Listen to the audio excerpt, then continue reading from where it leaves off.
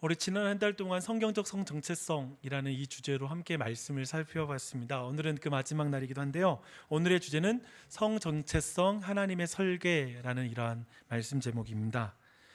성경을 최고의 권위로 두고 있는 그리스도인들은 남자와 여자라는 이 두 가지 성정체성이 하나님의 설계라고 믿습니다.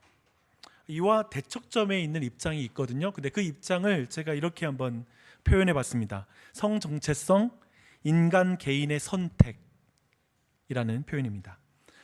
우리에게 굉장히 익숙한 이 성정체성과 관련된 오늘날의 익숙한 표현 중에 하나는 LGBT라는 그런 표현이 아닌가 싶습니다. 스스로를 동성애자라고 규정하는 사람들, 양성애자라고 규정하는 사람들, 남성과 여성의 신체를 가지고 있지만 반대성의 사람이라고, 나는 그런 성이라고 인식하는 사람들, 그들을 말하는 것입니다. 그런데 보니까 약간 이 개념도 약간의 구식 개념이 좀 된 것 같아요. 요즘 나오고 있는 그러한 성 전체성에 대한 한 가지 개념은 젠더 플루이드라는 그런 개념입니다. 즉 LGBT가 고체라면 젠더 플루이드는 액체와 같습니다. 그래서 이제 성 전체성은 고정되지 않고 공기나 물처럼 계속 흘러간다라는 것입니다. 예를 들어 볼게요. 오늘은 제가 남성이 되고 싶은 거예요. 그리고 남성스럽게 살고 싶은 거예요. 그러면 오늘은 나 남자야 그렇게 생각하고, 내일은 좀 여성스럽고 싶은 거예요. 그렇죠? 여성적으로.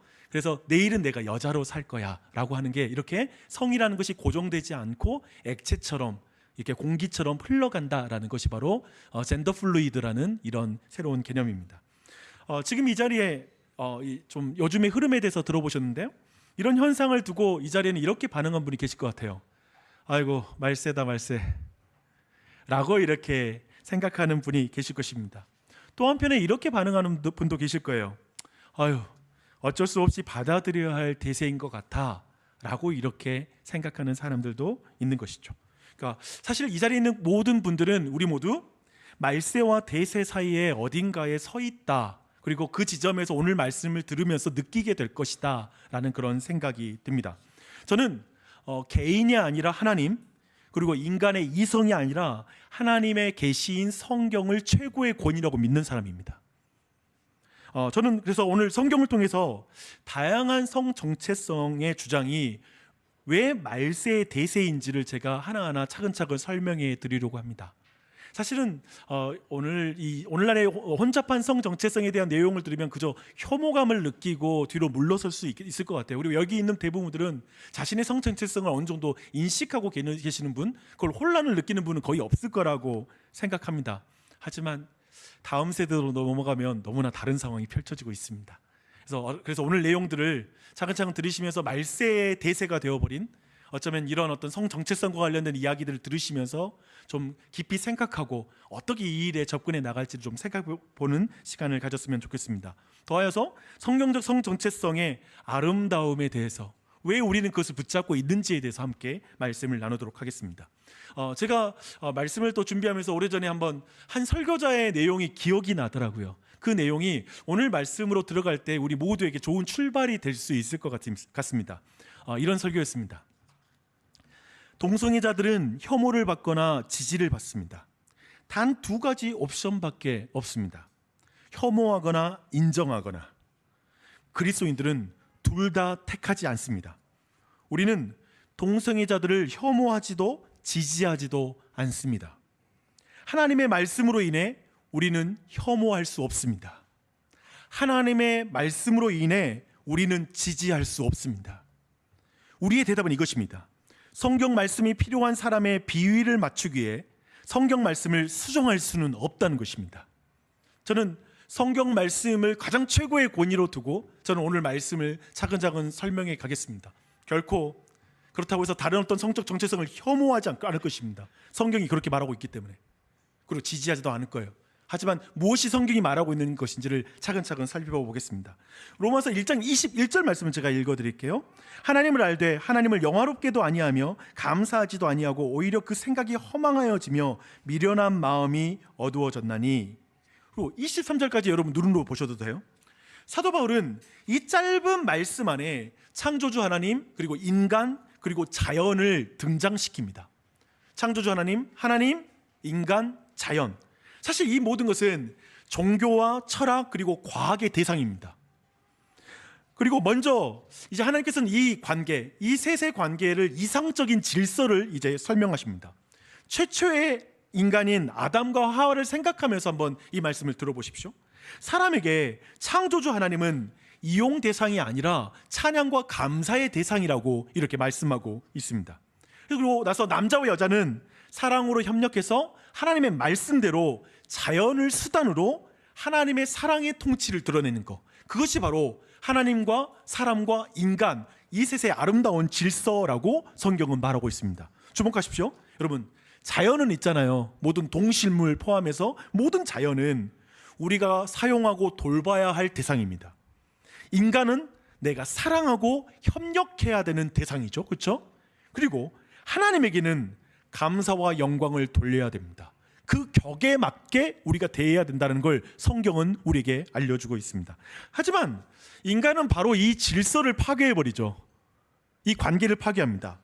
여러분, 뱀의 유혹을 우리가 성경을 아시는 분은 좀 더 익숙할 텐데요. 한번 그 뱀의 유혹을 생각하면서 그가 어떻게 질서 개념을 흔들고 있는지 한번 들어보십시오. 이렇게 말합니다. 뱀은 이 열매가 너를 하나님이 되게 만들 거야. 하나님으로 만들어줄 거야. 이 열매를 먹으면 너는 선악을 규정하는 지혜자가 될 거야. 이게 뱀이 처음에 사람을 유혹할 때 했던 말입니다. 뱀의 말은, 이 말은 모든 하나님의 창조의 질서를 파괴합니다. 인간은 신이 될 수 있는 잠재력을 가진 존재라고 말하는 것이죠.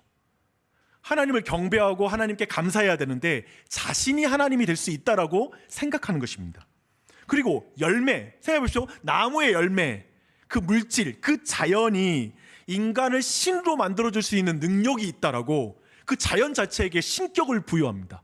이 또한도 질서를 뒤흔드는 말인 것이죠. 이걸 한마디로 이렇게 말할 수 있을 것 같아요. 하극상, 그렇죠? 이건 쿠데타이죠. 이런 부분을 말하고 있습니다. 그런데 사람은 있잖아요, 이 말에 너무 쉽게 사로잡혔습니다. 왜냐하면 그래, 내가 하나님이 될 거야, 내가 하나님이 될 거야 라는 이 가능성이 그 마음을 완전히 사로잡은 것입니다. 그래서 오늘 사도 바울이 말하는 표현은 뭐냐면 그 생각이 허망하여지고 그 미련한 마음이 어두워졌다라고 이렇게 표현하고 있습니다. 사람의 마음이 허망해진 거예요. 내가 하나님이 될 거야. 그래서 하나님으로부터 독립을 선언하게 되는 것, 난 하나님과 상관없이 나 혼자 스스로 존재하는 자야 라고 말하는 그것이 바로 성경이 말하는 죄의 개념입니다. 그 결과 이제 22절로 이어져요. 22절 내용이 이렇습니다. 스스로 지혜 있다 하나 어리석게 돼요. 여러분 그 인간의 철학사를 볼 때 언제 철학이 시작되었는가라는 설명에 대한 정의를 알고 계세요? 언제 철학이 시작되었는가? 그 정의는 이런 거예요. 인간이 신에게서 벗어나 사고하는 지점, 그때가 바로 철학의 시작이다 라고 이렇게 말하고 있습니다. 그러니까 신과 상관없이 독립적으로 인간이 스스로에 대해서 규정하기 시작하는 거, 그것이 바로 철학의 시작이라고 여러분이 철학 공부를 하시면 이런 개념을 듣게 될 것입니다. 하나님으로부터 독립을 선언하고 주체적인 인간을 말하는 것이 사람들이 볼 때 지혜죠. 그래서 철학을 필라소피라고 말하는데요. 그러니까 소피아라는 것은 지혜이고 필로스라는 말은 사랑하는 거잖아요. 지혜를 사랑하는 것이 바로 철학이고, 사실 우리는 그 철학을 추구할 때 나를 사랑하는 것 같은 그런 착각을 하게 되죠. 그런 추구점을 가지고 있죠. 그런 의미에서 인간은 하나님으로부터 벗어나서 주체적인 사고를 할 때 그게 바로 나를 사랑하는 것 같고, 그게 진짜 철학의 시작이라고 말하는 게 인류의 철학사였습니다. 그러나 사도는 있잖아요, 그것이 어리석은 것이라고 말하고 있습니다. 그 어리석음은 23절에서 분명하게 이렇게 나타나죠. 얼마나 어리석은지 한번 보세요. 썩어지지 아니하는 하나님의 영광을 썩어질 사람과 새와 짐승과 기어다니는 동물 모양의 우상으로 바꾸었느니라 라고 말씀하고 있습니다. 그러니까 인간의 어리석음은 이런 거예요. 하나님이 되기 위해 자연을 하나님으로 섬기는 거, 이게 인간의 어리석음이죠. 재밌죠, 그렇죠? 스스로 하나님이 되기 위해서 동물을 하나님처럼 절하고 거기다가 소원을 비는 것이죠. 되게 어리석은 것입니다. 너무 어리석지 않아요? 인간은 창조주를 신의 자리에서 끌어내는 것을 굉장히 좋아하고요. 그래서 하나님은 없어, 하나님은 존재하지 않아 라는 말을 굉장히 좋아하고, 한편에 피조물을 신격화하는 것에 굉장히 즐거워합니다. 그래서 우리 모두 인정하죠. 돈이 하나님이야. 그렇죠? 피조물을 신격화시키는 걸 굉장히 즐겨합니다. 여러분 예를 한 가지 들어볼게요. 이 자리에 계신 분 대부분 그리스도인들인데 한번 여러분의 삶을 한번 생각해 보십시오. 자꾸 하나님이 하나님 되지 못하게 그분을 축소하고 있지 않아요? 그래서 너무 염려하고 걱정이 돼. 하나님만으로 만족이 안 돼. 그냥 내 삶에 하나님이 누군데? 하나님을 자꾸 축소하고 있고 스스로 신처럼 살고 싶지 않아요? 내 스스로 통제하고 내가 스스로 안락을 만들고 싶고 내가 스스로 인정을 만들고 싶죠? 그래서 이 세상을 신격화하는 것이죠. 돈만 있으면, 무엇만 있으면, 그래서 그 뭔가를 굉장히 추구하고 있죠. 정말 이것은 굉장히 우리에게 자연스럽게 있는 내용들입니다. 이런 그 결과가 이제 24절에 이런 도미노와 같이 넘어지는 상황에서 이제 그 결과가 24절에 이어집니다.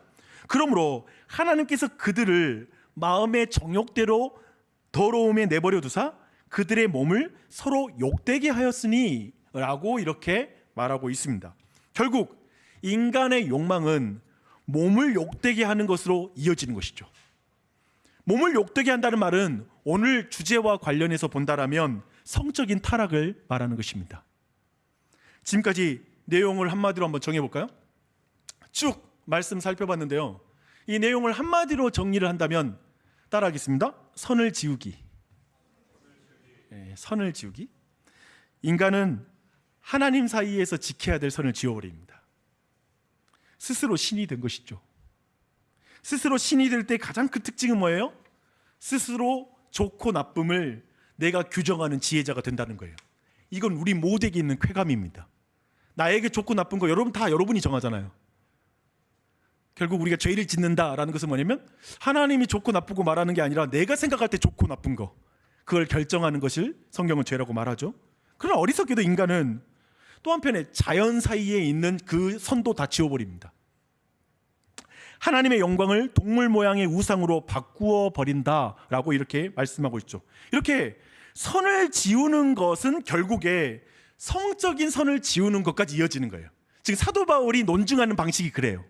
즉 뭐냐면 남자와 여자의 선을 지워버리는 것이죠. 그러니까 하나님과 나의 사이를 지워버리는 사람은 결국에 남자와 여자의 선을 지워버리는 거, 그것으로 이어진다는 걸 지금 사도 바울이 이런 식으로 논증하고 있습니다. 여자가 여자와 그리고 남자가 남자와 서로를 욕되게 한다라고 이렇게 성경은 표현하고 있습니다.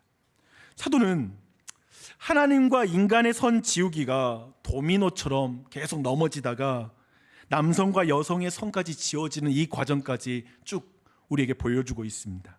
이런 동일한 흐름에 따라서 제가 오늘날의 우리 시대의 대세, 내러티브, 오늘날 많은 사람들의 귀에 자주 들리는 그런 이야기 하나를 여러분에게 좀 들려드릴게요.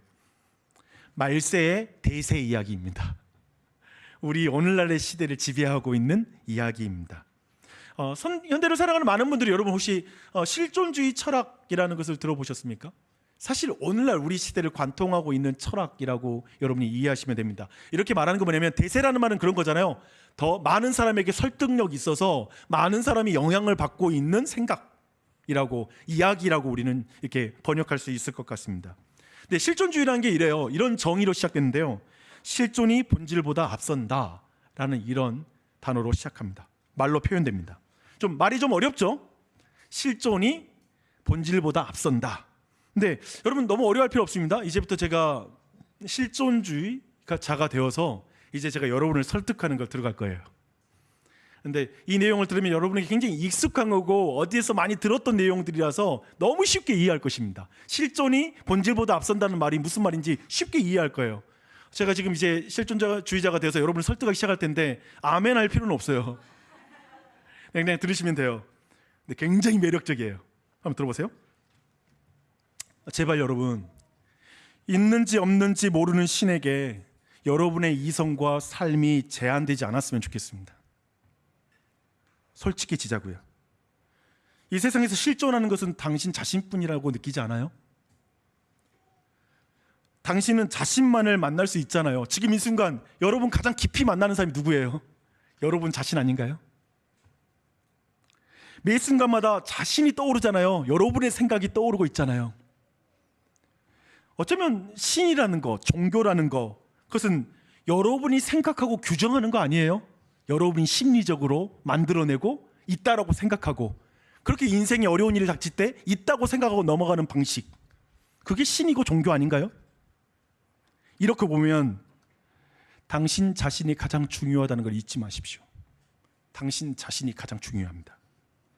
당신 자신이 무엇보다 앞서는 거예요. 여러분이 뭔가를 규정하는 나름이니까요. 당신이 가장 앞선 거라고요. 어떤 종교도 타인도 당신에게 사실상 그렇게 중요하지 않습니다.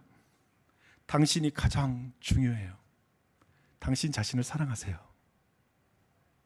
모든 것은 당신이 생각하고 정의하기 나름이죠.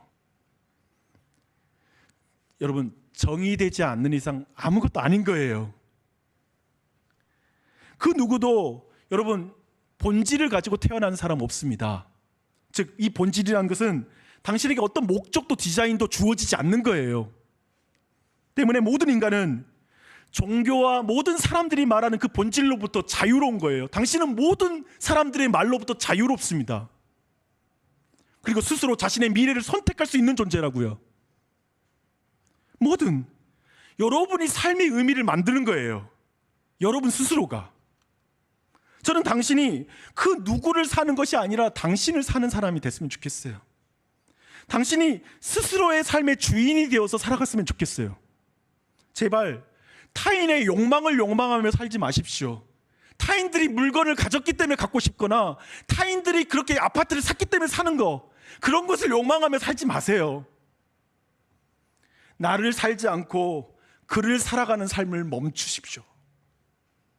그런 의미에서 타인이 지옥이 될 수 있는, 주변에 있는 사람들이 지옥이 될 수 있는 그 수동적이고 맹목적인 삶을 더 이상 살아가지 마십시오. 그래서 자신의 실존에 대해서 전적으로 책임을 지는 그런 주체자로 당신이 살았으면 좋겠습니다. 이 삶은 결코 타인에게 피해를 주면서 살아오는 그런 말이 아니에요. 내 선택이 타인에게 영향을 미친다는 사실을 기억하되 그 누구에게도 떠밀려서 살지 말고 여러분 자신이 자신의 삶에 주체적으로 살라는 말입니다. 교회가 아니었다면 지금 미리 제가 실존주의자로서 여러분을 설득한다고 말 안 했다면 하마터면 아멘이라고 몇 번 말할 뻔한 그렇죠? 그런 상황이에요. 사실 여러분, 이 말은 여러분의 삶에서, 직장에서, 그리고 가정에서 우리 스스로가 아멘이라고 말하는 부분들이 있지 않습니까? 그렇게 생각하며 그렇게 동의하며 살았던 부분은 없습니까? 아마도 분명히 저는 확신해요. 이 모든 내용들은 어딘가에서 들은 내용, 어떤 드라마, 그리고 어떠한 노래, 그리고 어떠한 상황 속에서 여러분이 한 번쯤 들었고 매우 깊이 영향받고 있는 그런 내용이 될 것입니다. 익숙한 말일 거예요. 여러분, 그런데 이 내용은 성경에 있어서는 굉장히 익숙한 말입니다. 최초의 인간이 타락할 때 사로잡혔던 메시지는 정확하게 여기에 일치하죠. 그리고 여러분, 사실 실존주의 철학이 태동하게 됐던 그 배경 보면 더 잘 이해가 돼요. 2차 세계대전이 끝났어요. 2차 세계대전인 게 뭐예요? 국가주의, 전체주의에 이끌려서 개개인들이 거의 땔감처럼 쓰임받았잖아요. 전쟁 끝나고 났는데 팔다리가 다 날아가 있는 거예요. 그리고 내 가족들을, 사랑하는 가족을 다 잃은 거예요. 그 상황 속에서 사람들이 올라오는 건 뭐냐면 도대체 사람들이 규정하는 삶, 국가가 규정하는 삶대로 살아가는 것에 대한 분노가 치미는 거예요. 개인은 어디에 있는가? 그 상황인 것이죠. 이 상황을 한국적 상황에 올려볼까요? 우리의 인생을 누가 책임져요? 교회? 사회? 교육기관?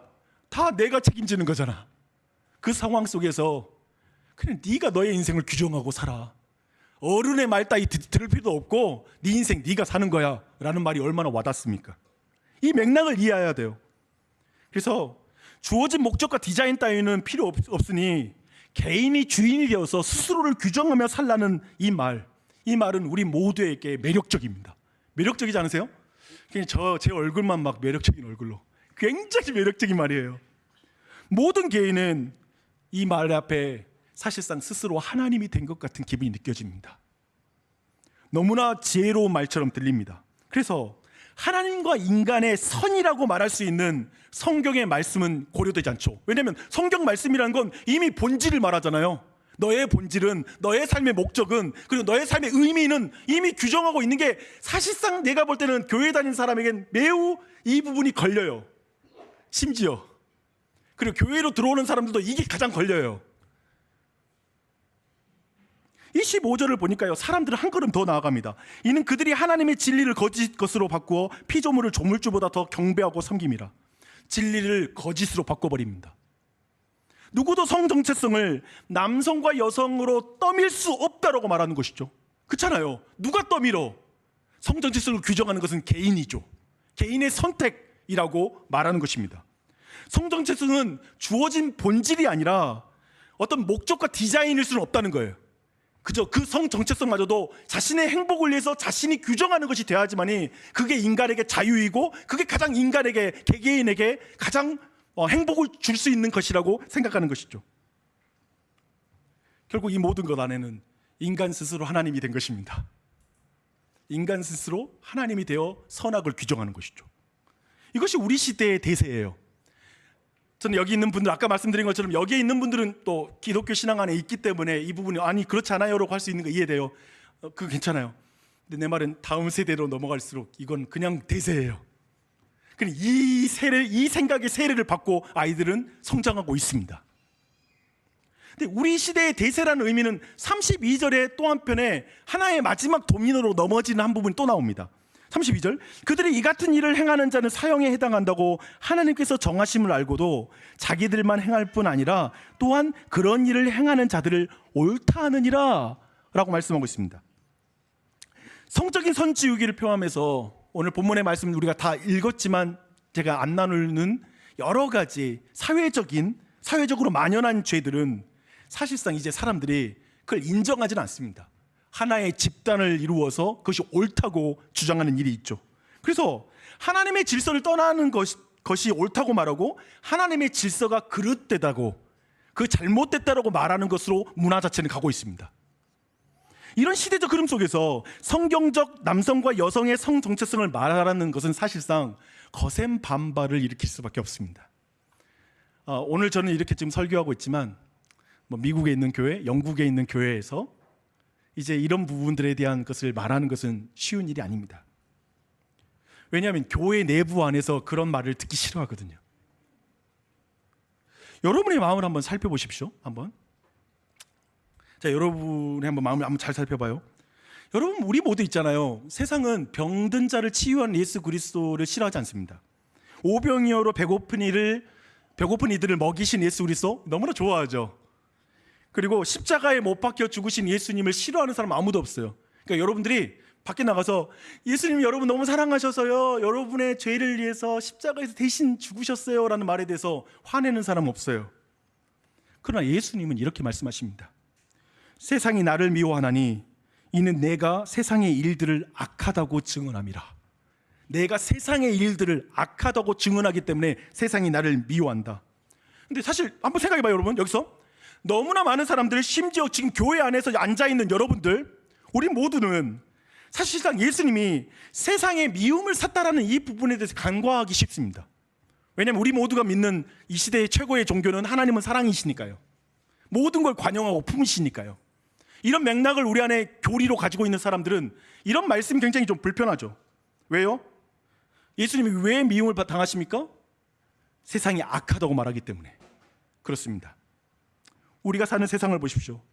사실상 우리가 살고 있는 시대 또한도 우리도 이 세상에 대해서 그 무엇도 악하다고 말하면 안 되는 시대를 살고 있습니다.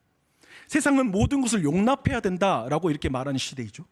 무조건 용인해야 된다, 톨레랑스를 강조합니다. 근데 죄를 죄라고 말하면 그것이 죄가 돼요. 주의하십시오. 죄를 죄라고 말하면 그것이 죄가 됩니다. 그래서 교회 안에 있는 이들도 세상의 일들이 악하다라고 말할 때 불편합니다. 제가 오늘 말씀 32절에서 여러분이 뭘 불편해하는지 한번 그 부분 말씀해 드릴 수 있을 것 같아요. 아마 이 부분 불편하지 않으세요? 그들이 이 같은 일을 행하는 자는 사형에 해당한다고 하나님께서 정하심을 알고도, 하나님이 언제 이런 죄를 지었다고 사형이라고 말해? 난 사랑의 하나님을 믿은데 좀 불편한걸? 라고 느끼겠죠. 어떠세요? 저만 느끼나요? 저는 그렇게 느끼는데. 그래요. 많은 질문이 있을 수 있을 것 같아요. 이따 오후에 더 나누게요. 근데 여러분과 함께 이제 창세기 1장 27절로 한번 들어가서 말씀을 좀 더 보기 원합니다. 27절 이렇게 말합니다. 하나님이 자기 형상 곧 하나님의 형상대로 사람을 창조하시되 남자와 여자를 창조하시고, 한 절만 더 읽을게요. 2장 18절입니다. 여호와 하나님이 이르시되 사람이 혼자 사는 것이 좋지 아니하니 내가 그들을 위하여 돕는 배필을 지으리라 하시니라. 말씀 잘 들어보십시오. 하나님 있잖아요. 제가 볼 땐 창조 기사에서 핵심 뭐냐면 선을 긋는 거예요. 선 긋기예요. 하나님과 인간의 선을 긋죠. 하나님은 창조주이고 인간은 하나님의 형상대로 만든 피조물이죠. 그 선을 명확하게 그어줍니다. 즉 형상대로라고 하는 이 말 자체도 뭐냐면 닮았다는 의미에서 하나님 아버지와 그리고 우리는 하나님의 자녀라는 그런 구분짓기도 선긋기라고 이렇게 이해해도 됩니다. 특별히 하나님 또한 남자 혼자 사는 것이 좋지 않아서 남자에게서 여자를 또한 창조했다고 말하죠. 무엇입니까? 남성과 여성 사이에 선을 긋습니다. 둘을 구분합니다. 모두 하나님 앞에서 하나이고 또 평등하다라는 것에 대해서 성경은 분명하게 밝히고 있습니다. 그러면서 다양성을 드러내시는 것이죠. 분명히 그 둘 사이에 차이가 있다는 걸 드러내고 계십니다. 남자와 여자는 차이가 있지만 사랑으로 연합함으로 자신을 닮은 형상을 낳는 존재가 되죠. 이해되시죠? 삼위일체 하나님이 사랑이신 하나님이잖아요. 하나님은 사랑이시니라. 사랑이신 삼위일체 하나님이 서로 사랑함으로 사람을 지으시죠. 자기를 닮은 그 동일한 형상으로 우리는 남자와 여자가 연합하여서 아이를 낳는 형태의 결혼, 그리고 그렇게 하나님 우리를 닮은 존재를 만드는 게 근본적으로 창조의 질서이고 원리다라는 걸 분명하게 말씀하고 있습니다. 하나님은 이런 인간을 보면서 심히 좋아하시죠. 그런데 이제 그것이 깨지는 부분을 좀 말을 나누고 싶어요. 2년 전에, 벌써 2년이 됐어요. 2년 전에 안식월 때 영국과 유럽을 여행했잖아요, 제가. 근데 어디를 가나 무지개 깃발이 휘날리더라고요. 특히 영국은 끝장나더라고요. 정말 무지개 깃발에 온통 그게 그들의 프라이드다, 프라이드. 자긍심. 우리는 다양성을 존중한다라는 것이죠. 성적은 다양성을 말하는 깃발입니다. 이런 깃발을 가정과 가게에 꽂아두면 그들은 우리 가게는 나는 성인지 지식이 있는 그런 지혜가 있는 사람, 지식을 가진 사람이다, 식자이다 라는 것을 드러낼 수 있는 그러한 것이죠. 그런데 이런 정신은 앞에서 본 것처럼 이제 젠더 플루이드로 이어지고 있는 것 같습니다. 우리는 성경 말씀을 따라서 이들을 혐오해서는 안 됩니다. 하지만 그것이 악하다고 말할 수 있습니다. 그것이 악하다라고 말할 수 있습니다. 왜냐하면 하나님이 만든 선을 지우기 때문에 그렇습니다. 첫사람 아담과 하와 이래로 마귀의 공통적인 작전은 선을 지우는 것입니다. 인간과 하나님의 사이에 선을 지우는 것, 피조물과 창조주 사이에 선을 지우는 것, 내가 하나님 되는 것, 그게 마귀의 일이죠. 남성과 여성 사이에 선을 지우려고 하는 것, 이 또한도 종류대로 하나님께서 남자와 여자를 지으신 것에 대한 것을 지우려고 하는 시도입니다. 이제는 인간과 동물 사이의 선도 지우려고 시도하죠. 사실 이 모든 건 쿠데타이죠. 하극상 전복이라고 이렇게 우리는 말할 수 있을 것입니다. 사람들은 이제 그것을 다양성이라고 말을 해요. 다양성. 근데 제가 보는 건 뭐냐면 성경적으로 보면 선을 지우는 측면에서 똑같음이에요. 제가 볼 때 다양성이 아니라는 거예요. 한 사람이 하루는 남성이고 하루는 여성이라는 말이 다양성일까요? 되게 이상하게 다 섞어버리는 어떤 똑같음 아니에요? 성경이 말하는 평등함이란 똑같음이 아닙니다. 하나님의 계획은 하나됨이지 똑같음이 아닙니다. 이 분명한 구분을 보셔야 됩니다. 하나님은 우리를 다르게 만드심으로 우리를 참된 사랑 안에서 하나 되게 하시는 것이 하나님의 목적인 것이죠. 그렇게 이 문제를 풀어가시는 것이죠.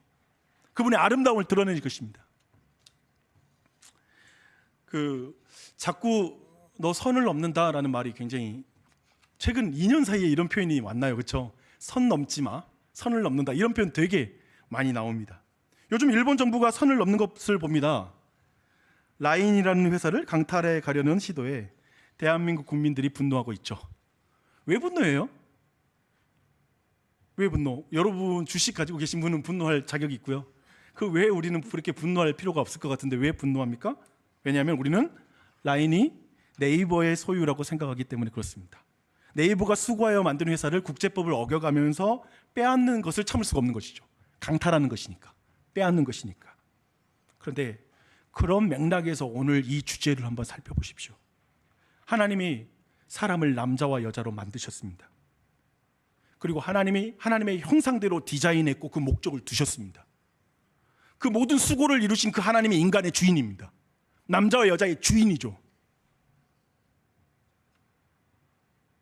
그런데 그것을 사람들이 강탈할 때 성경은 그것을 죄라고 말하는 것입니다. 왜 내가 만든 걸 너희가 강탈해? 왜 나의 라인을 네가 강탈해? 여러분, 작은 컵 하나에 있어서 컵 하나를 상상해 보세요. 본질이 실존보다 앞선다는 걸 누구든 인정해요. 물을 마시려는 목적으로 그렇게 컵을 만든 거죠. 그런데 인간만큼은 이렇게 말하는 거예요. 실존이 본질보다 앞선다. 나의 모든 몸, 성기, 이건 본질이 아니야. 내가 규정하는 게 본질이지, 목적이지. 이 순서를 인간만이 순서를 바꿀 수 있다고 주장하더라고요. 제가 이것과 관련된 책들을 읽어봤는데 인간의 딱 순간 들어가는 순간에 그건 인간이 규정할 수 있는 거야 라고 말하는 거예요. 의자 보세요. 본질이 실존보다 앞서잖아요. 강대상 마이크를 보세요. 본질이 실존보다 앞서죠. 근데 우리 사람만이 아니 실존이 본질보다 앞서라고 주장하죠. 왜냐하면 그 스스로 주인이 되고 싶기 때문에 그렇습니다. 하나님을 인정하기가 너무 싫은 거예요. 그러니까 이 주제를 여러분이 포착할 때, 성경적으로 볼 때 이 깊은 우리 안에 갈망을 보셔야 돼요. 인간이 스스로 자신을 규정하고 싶어하는 그 갈망, 그것이 하극상이죠. 하나님의 것을 강탈하는 것이죠. 이것을 성경이 악이라고 말하고 있고 죄라고 말하는 것입니다. 왜? 그런 의미에서 생각해 보세요. 자꾸 왜 남성과 여성이라는 그 선을 지우려고 하지? 왜 개인이 그것을 결정하는 것이 좋다라는 인상을 지울 수 없을까? 여러분 그런 생각 해본 적 있어요? 아무튼 내가 스스로 규정하는 게 나한테 더 좋다라는 생각이 지워지지 않죠. 여러분의 인생에 대해서, 삶에 대해서 내가 판단하는 게 하나님의 말씀보다 좋다라는 생각이 계속 드는 거예요. 하나님이 규정하고 하나님이 제시하는 디자인보다 내가 규정하는 게 더 좋다라는 생각, 인생을 이렇게 사는 게 좋다는 생각을 지울 수가 없어요. 스스로 주체가 될 때 더 행복할 것 같은 거예요. 저는 그걸 느껴요. 저한테 이 끊을 수 없는 감정, 내가 주체가 되고 내가 선택하는 게 더 행복할 것 같은 느낌, 그걸 지울 수가 없습니다. 한번 생각해 보시게요. 물고기에게 조건의 다양성을 보존하는 것이 자유요 행복의 조건이며 다양성일까요? 물고기야, 너에게는 무태서도 살 수 있어. 이 다양성을 열어줄게. 아니요, 그것은 그 물고기에게 죽음을 가져올 수 있죠. 물고기는 물속에서 자유함을 느끼는 거죠. 그 조건 안에 있는 것이죠. 또 한편에 중력이라는 조건을 무시할 때 그것을 우리는 자유라고 생각한다면 우리의 생명이 위험해질 수 있죠. 저는 어렸을 때 막 무협 영화 보고 나면 그냥 산과 들을 뛰어다녔습니다. 그리고 슈퍼맨을 봤을 때 높은 나무 위에서 보자기를 목에다 메고 뛰어내렸죠. 크게 다칠 뻔했어요. 중력이라는 원리 조건 자체를 벗어난 다양성을 말한다면 그것은 굉장히 위험해질 수 있죠. 서구사회에 성전환자의 자살 시도율이 이성애자에 비해서 20배에서 40배 정도 높았다고 합니다. 성전환 청소년의 자살 시도율이 일반 청소년에 대비해서 7배 정도 높았다고 합니다. 근데 이런 상황에 대한 해석은 두 가지 정도로 크게 나눌 수 있을 것 같아요. 첫 번째는 뭐냐면 그렇게 성전환을 해서 자신을 찾아가야 되는데 여전히 주변의 시선, 사회적 억압으로 인해서 그 아이들이 자신 안에 있는 성적 정서를 마음껏 구가한 게 아니라 정죄감을 느낀 나머지 그 압박으로 인해서 죽었기 때문에 우리 사회는 더욱더 이 성전환과 이 성적인 인식 자체를 개선해 나가는 방향이 그 아이들의 어떤 자살률과 깊이 관련이 있다라고 이렇게 해석하는 방식이 하나 있을 것 같고요. 또 하나의 방식은 뭐냐면 그 질서가 하나님의 창조 질서를 벗어났기 때문에 인간에겐 그게 너무 어색하고 힘들어서 그 아이가 아니면 그 사람들이 자기 분열적 고통 속에서 결국 자살했다라고 해석하는 것도 하나의 해석이 될 것입니다. 하나님이 그은 선을 넘어서는 선택이 자유이며 그것이 인간을 더 행복하게 만드는 것일까요? 이 질문 말입니다. 그것이 생명을 더 큰 위험으로 몰아넣은 것이라고 보는 것이 합당하지 않을까?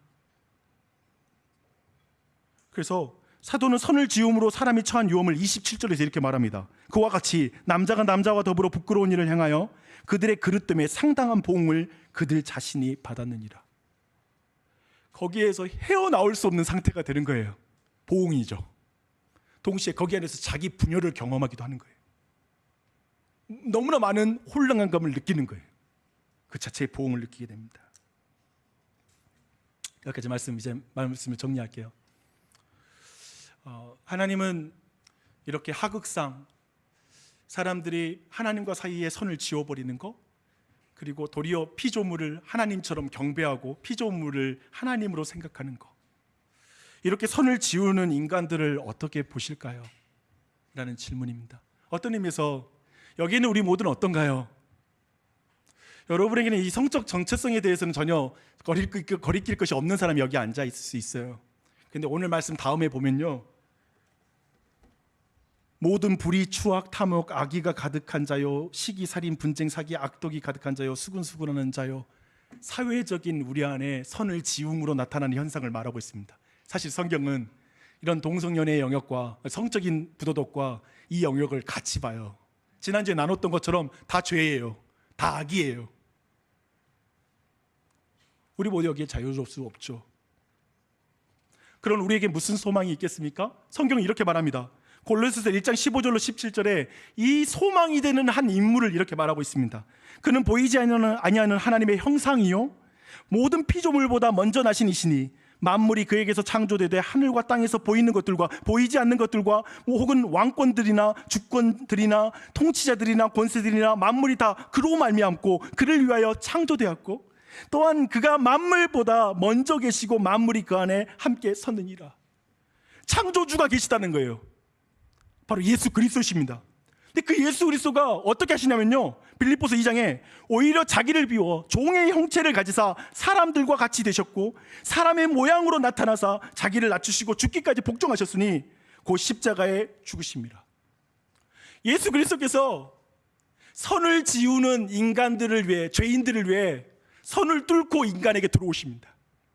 그분은 하나님이시죠. 창조주이시죠. 인간과는 구분이 되는 분이시죠. 명백하게 구분이 되죠. 우리 편에서 그 선을 지울 때에는 반역이 되나 하나님 편에서 그 선을 지우고 오실 때에는 은혜가 됩니다.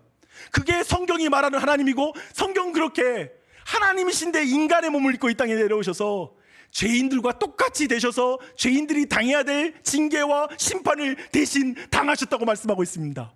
그분이 바로 성경이 말하는 하나님이십니다.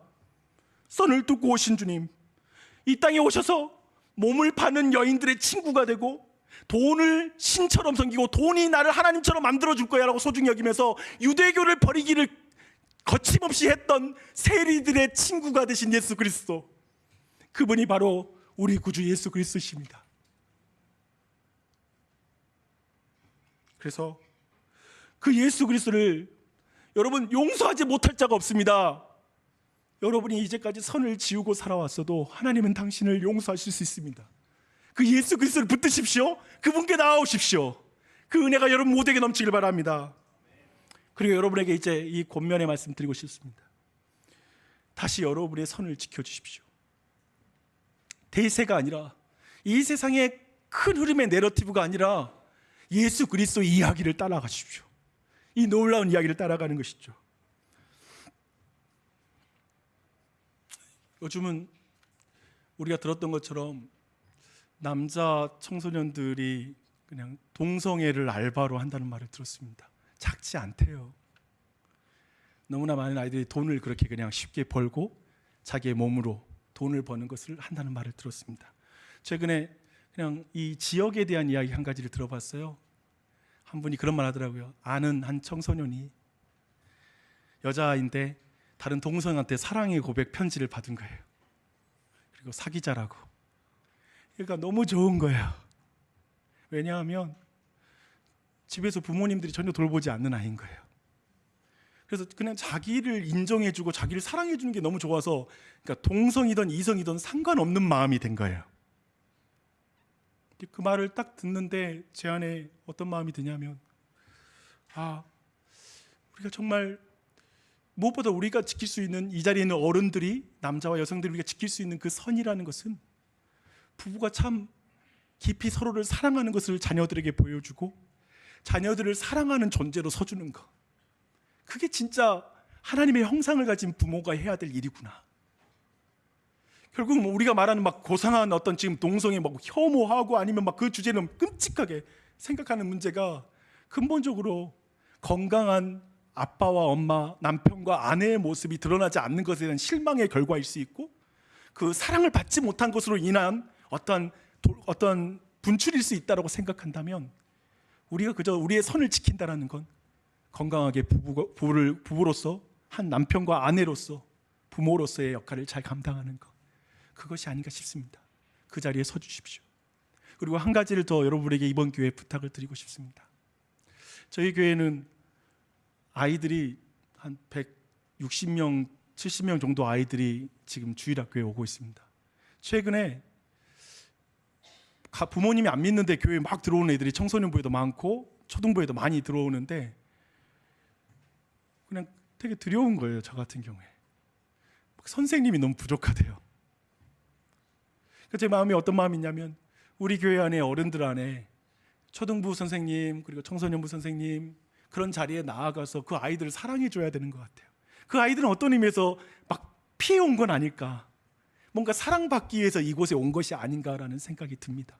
근데 그 아이들에게 어쩌면 지금 우리가 막 밖에 나가서 뭐 동성연애 관련해서 아니면 성평등과 관련해서 시위하는 것도 맞을 수 있겠지만, 그게 아니라 내가 속한 교회에서 그렇게 부모의 믿음 없이 그냥 교회 안에 피신해 온 것 같은 그 아이들을 내가 사랑하는 거, 그 아이들을 돌봐주는 역할을 내가 부족하지만 그 일을 감당해 주는 게, 그게 어떠면 우리가 근본적으로 그 아이들이 다른 어떤 그 정체성으로 나아가지 않고 자신이 진짜 나도 저런 남자가 되고 싶어, 나도 저런 여자가 되고 싶어, 저런 선생님이 되고 싶어 라고 생각할 수 있는 아이로 성장한다면 그게 우리의 일이 아닌가라는 생각이 듭니다. 여러분, 그러한 자리에 서 주십시오. 이 자리에 아이들 다 키워서 상관없어요. 그냥 우리 교회에 있는 아이들 가서 안아주세요. 인사해 주세요. 아이고 이쁘다, 너 너무 이쁘구나 라고 하는 말 한마디, 그게 바로 어떤 우리가 이 땅에서 주님이 주신 그 목적과 의미를 지켜나가는 삶인 줄 믿습니다. 그렇게 나아가는 우리 모두가 되었으면 좋겠습니다.